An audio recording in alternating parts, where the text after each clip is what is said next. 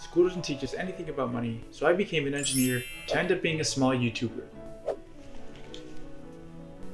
Did you change my script? Anyway, school doesn't teach us anything about money, but I've learned a lot of money lessons in the last year as an engineer. Now I get to share them with you. And we start with money lesson number 1, which is, if it doesn't make dollars, it doesn't make sense. There could be 2 different engineering designs, and you would think the best one is the one that gets the job done the best, but it's actually not. The best one is actually the cheapest one that gets the job done just well enough. I work in the automotive industry, and I'll give you an example about that, even though this has nothing to do with what I actually do at work. So imagine there are 2 window switches that you use to roll up your window. Switch number 1 makes 90% of people very happy and it costs $2 to make. Switch number 2 makes 95% of people very happy, but it costs $3 to make. Switch 2 is only $1 more than switch 1 and it makes more people happy, but I'm sorry to the 5% that prefer switch number 2, you're gonna have to be medium happy with switch number 1. The switch may only be $1 more, but when you consider that there's multiple switches in a vehicle and we make millions of vehicles a year, it really adds up and every dollar counts. I am an engineer, but at the end of the day, I work for something called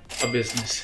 And businesses need to make a profit. The more profit a business makes, the more it can reinvest into itself to make its products and or services better, and it could also pay its employees more. So if it doesn't make dollars, it doesn't make sense, and every penny counts. And speaking of counting, there are 2 things in life that you can count on, and that is death and me asking you to smash the like button.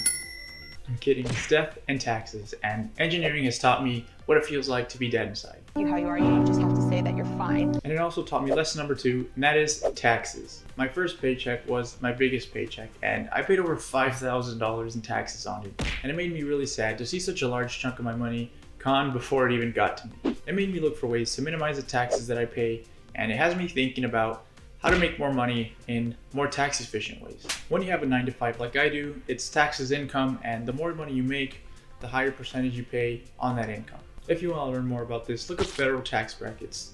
And I've made a video on this before, but it kind of sucks, so don't watch it. Anyway, wealthy people don't make money the same way you and I do, and this is one of the big reasons that they stay wealthy. They make money in more tax efficient ways, and not only do they do that, but they also know how to legally hide their money from the government. They have a basic understanding of how taxes work. Everyone should have a basic idea of how taxes work, but they are very complicated, and so a professional should probably get involved. And speaking of being a pro, somebody told me that you were a pro at smashing the like button.